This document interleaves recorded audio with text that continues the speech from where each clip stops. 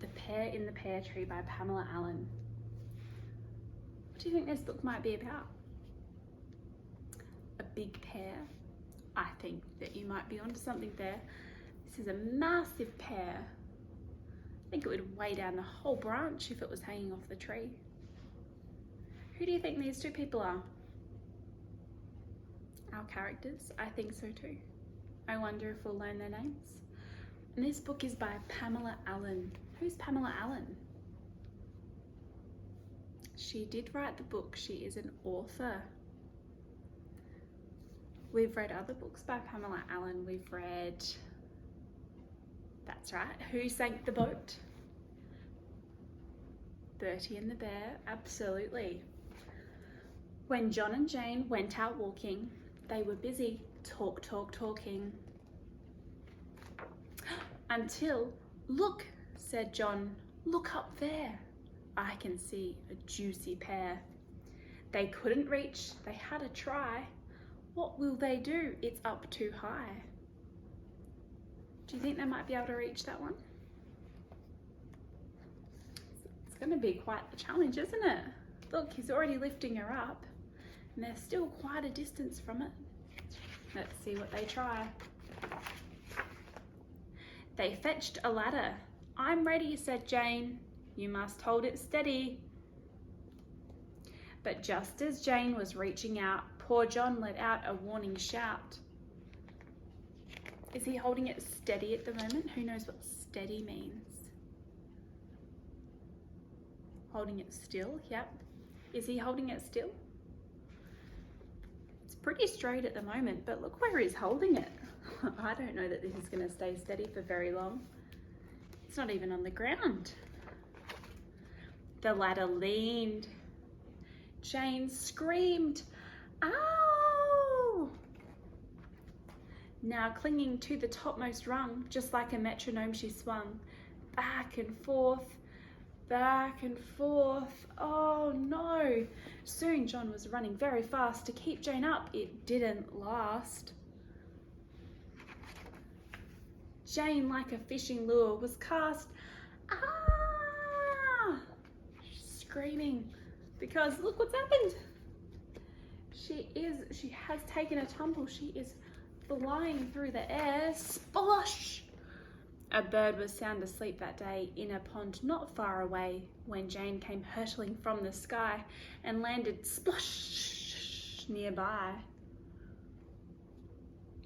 Where has she landed? In the pond, yeah, in the pond. What's happened to the bird though? It's created quite the wave. It is sort of getting thrown back up into the air. Lots of big waves.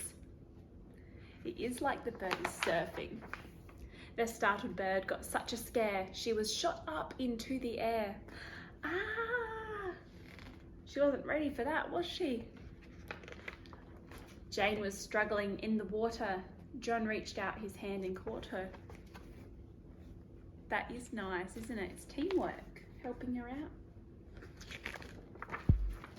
Now Jane was wet with dripping hair, but still they had to have that pear. That's right, they've got to go find the pear. They've got their ladder back. I wonder what they'll do with it this time. How will they ever reach up there? How will they ever get that pear? Boing! The bird dropped from the sky and landed on a branch up high. What's going to happen when this bird lands on the branch? Oh, you think it's going to push it down a bit. I wonder if it'll get so far down that they can actually reach it. Maybe. She landed plonk in quite a state and bent the branch with her great weight. It's getting closer. Although she landed heavily and bounced and rocked unsteadily, you can see the branch with the pear is going down and up and down and up.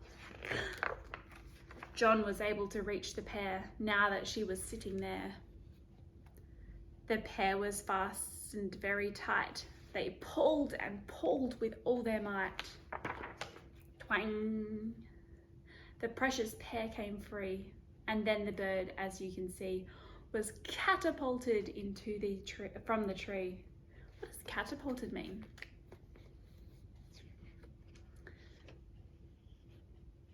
It's kind of like being launched like a rocket, isn't it? Flown up into the sky. She landed slop back in the pond, safe and sound where she belonged. John and Jane now ate the pear, one bite each, that was fair. They ate it up down to the core. That's all, said Jane. There is no more. There was only one pear in that pear tree. The end. Who were our characters in that story? Jane, yep, and John. And what was the problem that they had? What was the complication, the issue that they had? They couldn't reach the pear. What did they try to do to reach the pear? They used a ladder. What was the problem with the ladder? Yeah, it wasn't tall enough, was it? And John was holding it up in the air, which is not very steady at all, no.